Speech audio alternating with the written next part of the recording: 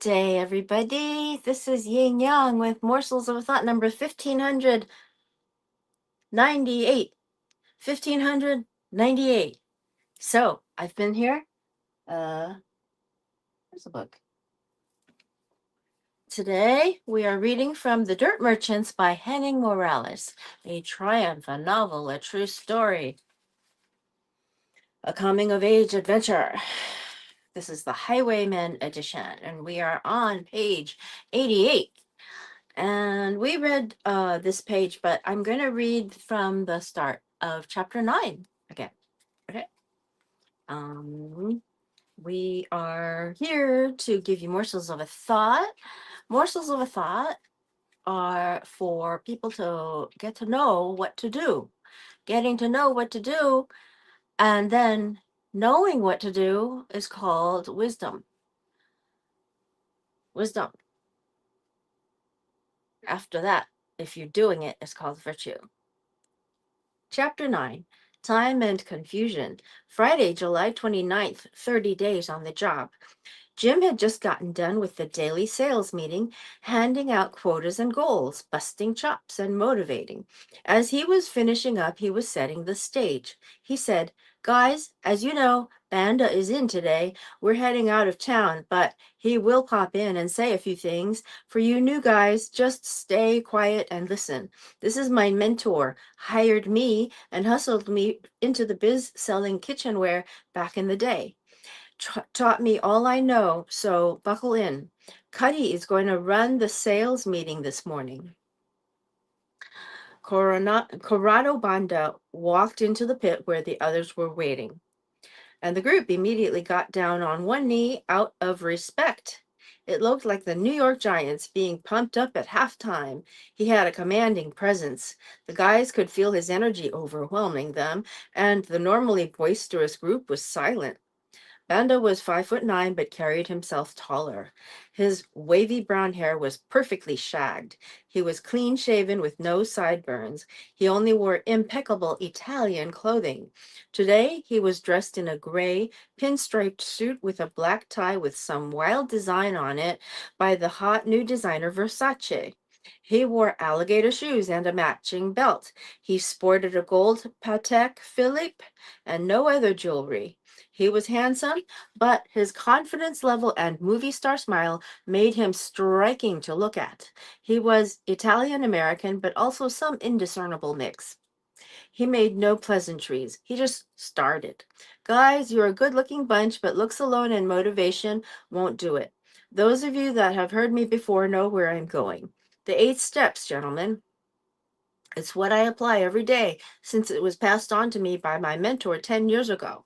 By the time I was 30, not only was I not only was I financially independent and set for life, but so were my kids and they hadn't been born yet. I'm not talking about getting by. I'm talking about absolutely set for life. The twins are still saying goo goo and gaga, and yet they will never have to work a day in their lives. How many of you wish your parents did that for you?" All hands went up, and there were some cheers. Banda started laughing heartily. "Now, don't get me wrong. The kids will work and parlay with what we have if I have anything to do with it, but how do I know? Because I'm teaching them this stuff early on. I'm not talking about working for money. Don't work for money. Work for success, and money will follow. It's what Jim learned and applied to get where he is, and he's moving even faster than I did. You think my success is an accident? I'm talking about the 8 steps, ladies, and today I want to talk about step number 1, being on time. It seems trite. It also seems too easy, but remember, you don't know anything. What do you have to show for your stinking thinking so far in your short lives? Nothing. If you know so much, why are you listening to me? If I don't have something for you, there's the door. Do you ever notice that when you get up late in the morning, your whole day is thrown off? Maybe you're off just a bit, so you get up on the wrong side of the bed. You have to rush through your breakfast. Now you messed up your prep time by being stressed out over finishing. Maybe you spill the coffee on your shirt or snap at your lady lady or scold your kids or kick your dog. I don't know, but it starts there. It's funny that metaphor of kicking the dog is really prevalent in the old days. I'll call it the old days. Okay. Then, on the way out, you're thinking about having to deal with the people you're late coming to see, like your boss or an interview or class or whatever. Here, we're talking about getting here at 8 in the morning. When you're not, the phone calls start. Do you think that Jim or Cuddy or Gino want to deal with chasing you down to get you here in the morning? Everyone is going to see you coming in late and bust chops. Now your attitude starts to go and you take it out on your trainees, then your customers. You come back with less than a stellar performance, and it affects your wallet today, but worst of all, your reputation and chances of promotion, all because you didn't set your alarm, or you partied so hard the night before you slept through your alarm, or maybe you were too much of a cockroach to have an alarm clock, and you want to be a millionaire? Come on. Remember, the big guys in this office talk, and they're talking about you. They're always going to be talking about your ability to run a deal. They're going to want to make sure you're ready. Not for you. Trust me, it's for them. If you're promoted and have a habit of being late and mess it up, guess who has to go clean it up, retrain your people, chase down all that consigned merch? The guys that promoted you. That's who. Some chuckles. This isn't a joke, and this definitely isn't high school where you were late for class and got to bust the teacher's chops and you got a laugh from some jerks and maybe a smile from some hitter twist you got the hots for. Leave that stuff behind. Those days are over. Maybe you thought those teachers had nothing for you, but I guarantee you that we do. We're not high school teachers. We're young millionaires showing you how to do it. Not even 5 minutes late, boys. That's 5 minutes you'll never get back. Those 5 minutes turn into 10 and then 15. Where does it end? It ends in a bad habit that will take you down. Once you start moving up in the world, you're going to deal with a whole new level of people that will not tolerate a lack of discipline. I know guys that if you're 5 minutes late, they won't see you. Stop walking in here late, gentlemen. And managers, stop tolerating it. Before any of the guys could say anything, Banda immediately walked toward the door, through the lobby, and out the front door, where Jim was waiting in the passenger seat of Banda's Mercedes convertible. They high-fived and laughed at something as they sped off to Atlantic City for the day. That was chapter 9. It was pretty quick, wasn't it? But at the same time, that was a lot of a big lesson. In Morsels of a Thought, I hope to give you thoughts of wisdom and morsels of thought of wisdom. And when you get to do them, you are committing virtue. And we'd like to bring more virtue in the world. Henning Morales' book, The Dirt Merchants, Chapter 10, Burnt Toast. Later that day. After a month in the business, Spencer had mastered the game. He was making 600 a week and moving up the chart.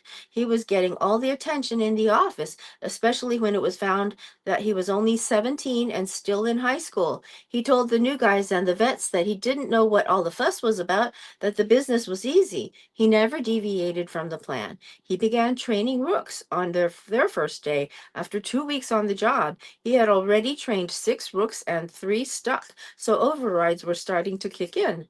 He learned the territories and began to choose his own, his favorite being Jackson Heights in Queens. The previous Friday, on his first all-nighter without a vet, he and Monte, a 3-day-old rook, did 50 sales, pocketing 300 cash for just the one day. Jim had Rose go to the Dime Savings Bank and set up a savings account for Spencer. Rose took the money that he made each day from commissions, overrides, bonuses, bets, and the card games, less $5 for lunch the next day, and deposited it into his account. Although he was the only one who could access the account, any withdrawal required the bank book. She kept the bank book under lock and key.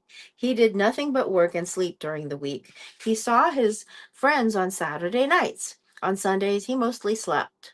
He had over $1,700 in his savings account. Wayne Landry, a weak trainee, owned a beat-up old Nova, one of those with a bench for a front seat. Teddy Nelson, an up-and-coming hotshot, and Spencer got stuck on a crew of 3 in the Nova on a day the office was short on cars. The obvious reason for a constant stream of new trainees was to account for the deadly attrition of almost 80% a week. Another reason, though, was to make sure attrition is when you lose employees. Another reason, though, was to make sure there were enough vehicles each day. Trainees were not paid on their first day and almost always drove their car the first day. So even if the trainee quit the first day, which about half did, at least the company got a free car for the day and didn't even need to pay the trainee. It was all agreed to up front, so uninterested trainees rarely backed out. They just usually finished the first day and never showed up the second day. Because of this disappearing act, it was required that a trainee's car be emptied and inventory taken the same day before the trainee went home. Only vets and trustworthy rooks could take merch home. Teddy was a 19-year-old that Spencer had taken out and trained on his first day the week before. He was a good-looking, spunky Greek American out of Tenafly. He and Spencer were becoming fast friends. His Mediterranean black straight hair was a little greasy and parted to the side.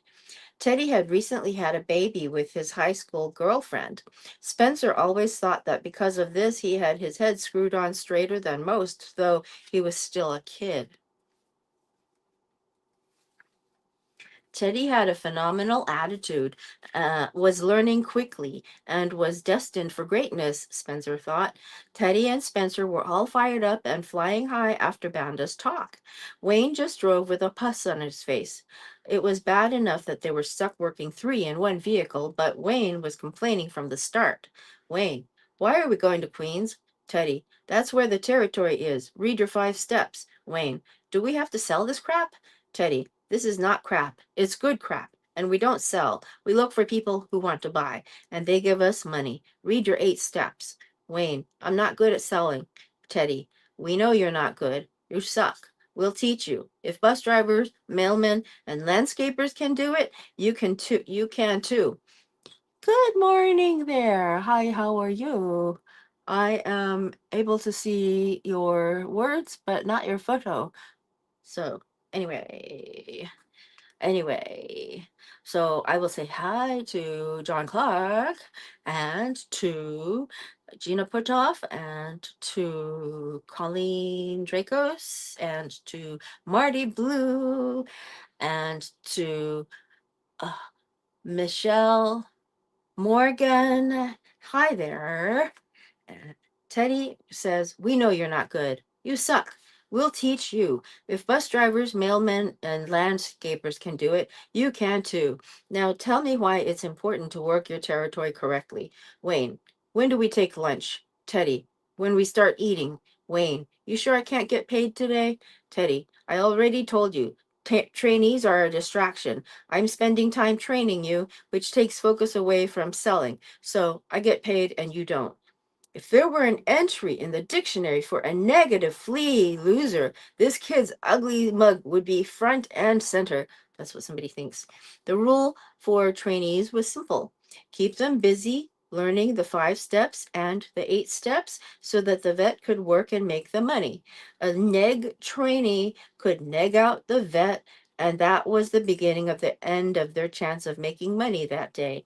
If the trainee was a complete flake, and there was no hope for him, the vet could blow him out of the business with no repercussions. Spencer, usually very patient, was getting to that point with this guy. He saw no potential in him at all. The problem was that Spencer never went home early. He just never did. He pitched and pitched and pitched until he saw 100 people every time. He bettered his quota about 80% of the time, hit his weekly quota 100% of the time, never came back with less than 10 sales, always made money, and never went home early, no matter what. By about noon, the boys had achieved 5 sales while enduring much yammering from the trainee. While waiting for a traffic light on Northern Boulevard, a guy walking across the street pointed at the car and said something. Teddy yelled at him, "Do you know Joe?" The stranger looked puzzled. Then Teddy laughed and screamed, "Joe Mama, baby!" Spencer laughed at Teddy, but noticed another guy waving at them and pointing. Spencer said, "Pipe down, you guys. What did he say?" "Hey, dude, what'd you say?" Teddy asked, hanging out the window. The stranger walked a little closer to the car and in a very calm voice said, "Your car, man. Car is on fire." Oh, gosh. Well, in Morsels of a Thought, we are hoping for thoughts of wisdom. And thoughts of wisdom include knowing the pitfalls. Knowing the pitfalls is also part of your wisdom. So, doing the avoiding pitfalls is also a form of virtue. We're trying to bring more virtue into the world. So, anyway, Henning Morales' book, The Dirt Merchants. "Your car, man. Car is on fire." "On fire? Are you blind? Can't you see the smoke? Under the hood. Fire." Calmly, the man turned and went on his way. Wayne pulled the car over and popped the hood. The three of them got out. Sure enough, the entire engine was literally on fire, probably a combination of Wayne never maintaining the engine, the scorching heat, and some random spark. "Save the merch," Spencer said, pointing to the back of the car. "Get it out." "What about my car, man?" "Forget about the car, Landry. We're not blowing off this day. I got 1,000 in merch here and a quota of 15. What do I care about your $2 car, you flake? Get the merch and put it on the sidewalk." "You heard the boy, Landry. Grab those boxes. Don't give me any lip either." Teddy teased, enjoying it but also wanting to get back to work. Spencer got a little closer to Wayne and said, "Hey, I'll call the fire department. Just put the stuff on the sidewalk." He walked to a payphone, dialed 911, and reported the fire on the corner of Northern Boulevard and 34th Street just east of the Triborough Bridge. He then hung up and dialed 0. "Hello, operator. Collect call for 201-483-5232 from Spencer." "American Wholesalers, how can I help you?" asked Rose, positive as always. "Collect call from Spencer. Will you accept the charges?" "Of course, operator." "Hey, Rose, Jim there? We got a situation." "Put you right through, sweetie." "Hey, hitter, Juice, get fired up. Little early for you to check in. Where are you? What's up?" "Northern Boulevard and 34th Street, and the car is on fire." "Whoa, I thought you just said the car is on fire. That's funny. A real riot, Alice." "Really? Why are you calling?" Jim asked, laughing heartily, leaning back with his feet on the desk. "Yeah, Jim, that's what I said. The car is on freaking fire. The engine caught fire. I don't know how. I bet he didn't use the word freaking. Haha. The engine caught on fire. I don't know how. This idiot's car is a real junker. You know, I don't know anything about cars. I do know this one is on fire," Spencer said calmly. The line was silent as Spencer turned back toward the car.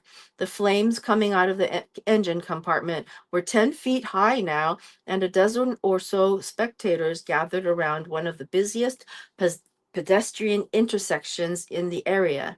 There was a distant siren.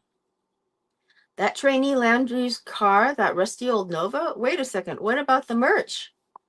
"Yeah, Teddy got the merch out on the sidewalk. He's already pitching some people walking by. It's pretty comical." Jim burst out laughing. Then he asked, trying to keep a straight face, "Yo, man, how was your attitude?" "My attitude is great. I only have 5 off, and I'm not coming back with less than 20, car or no car. It's Landry, though, man. He's losing it. You got to get him out of here. He's gonna blow my attitude, man. You got to send someone to get him." "You can't blame him," Jim said, trying to think the situation through. "His car is about to blow up in the middle of Astoria with a crowd watching. He'll probably be on the news. I don't think he's ever been out of Clifton." "What do I care, man? The guy is a L7 loser. Can you just get him out of here? He is not helping and only sending me negative vibrations." "Negative vibrations, man. Do you know what that means? My customers buy because of my superior attitude, Jim. My superior attitude." Whoa. "Jim, I want to talk seriously to you about this car situation. Later, though. Cool?" "I have the wallet. That's what you got, Corrales," said Jim. "Rose is on her way." "We need 2 cars, bro. One to take this flea back and the other to work," Spencer said. Forget it, man. Drop 10 more pieces. Start on the sidewalk until the cops come, then bring the goods in. There are 100 stores in that area. When Rose gets there, when Rose gets there, call it a day. She will be there by 3. Oh, hi, Liz. Oh, sorry. I see you.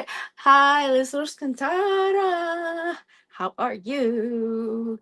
When Rose gets there, call it a day. She will be there by 3. Capiche? Capiche? Yeah, got it. Spencer walked back to the car where Teddy was pitching passersby to buy 14-piece wrench sets, 5-piece plier sets, 52-piece socket sets, and impact drivers. Teddy knew what was coming as soon as he saw Spencer headed his way. What am I going to do, Spence? My car, Wayne asked. Teddy could care less. All he wants to do is sell. Don't you get it, man? That's all any of us winners want to do is sell. You have been working that minimum wage job, driving this piece of junk, letting all that oil and sludge and slime pile up in the engine area, all because of the negative attitude of yours. I didn't cause this, man. Neither did Teddy. We're here to give you an opportunity, but you blew it, man. And all your crying, whining, and complaining. So we stopped caring about what happens to you. Look, the fire truck is on its way, but this car, man, is burnt toast. Nothing you can do about it. So go over and sit in that diner over there until the tow truck comes. When the truck comes, tell them to tow it to Clifton, the Moon, or wherever. Jim will pay for the tow. Then walk back to the diner and wait for us there. Rose is coming to bring us back to the office. In the meantime, we have work to do, so stay out of the way and don't talk to us. Oh, and nothing personal, man, but you're fired. Wayne, seemingly in a state of shock, just obeyed and started walking towards the diner. Teddy was listening to the whole thing and hollered at Wayne as he crossed the street. Man, that Spencer's crazy, man. He's a serious dude. You better boy. Get over to that diner and stay the hell out of the way. Don't mess with Spencer, man. He laughed and turned to a potential customer walking by and said enthusiastically, Hey, guy, car's on fire. We have to move this merchandise. Great bargains. Take a look. Never know if you don't look. Take a look, man. The man bought a set of speakers. The merchandise display was spread out on the sidewalk 20 feet away from where the flames were highest. The whole car was on fire now, not just the engine compartment. Wayne disappeared, and the teenagers went on selling. They had to move their display to the other side of the street once the fire truck pulled up so the merch wouldn't get soaked. Once the police showed up, Teddy packed up and Spencer pulled out the pink consignment sheet to prove the merchandise wasn't hot and showed it to the officer. Just get those trinkets the hell off the sidewalk, the cop snarled after handing back the consignment sheet. In New York, with cops, it was usually keep moving, or you're blocking the road, or something along those lines. They really didn't care at all that these guys were running all over the place, selling on the street with no license. The worst that the cops would do is write a ticket similar to a traffic ticket, which the guys would turn into Rose, who would make sure it was paid. But the New York cops wouldn't bother 99% of the time. For some mysterious reason, it was forbidden to go into Manhattan. Anyone getting pulled over in Manhattan was on his own. He risked a ticket and worse, confiscation. Good morning there. Thank you for coming. I want to try to do something here and we might get disconnected if something happens. Okay, so I'm gonna try to look here to see who that is. Oh, it doesn't show. Ah, oh. Ooh, no, don't do that. Ay, ay, ay. Oh, sorry. Okay, I will see you later. I'll see you tomorrow, and you have a great day. Bye bye. Okay, old Kinderheck.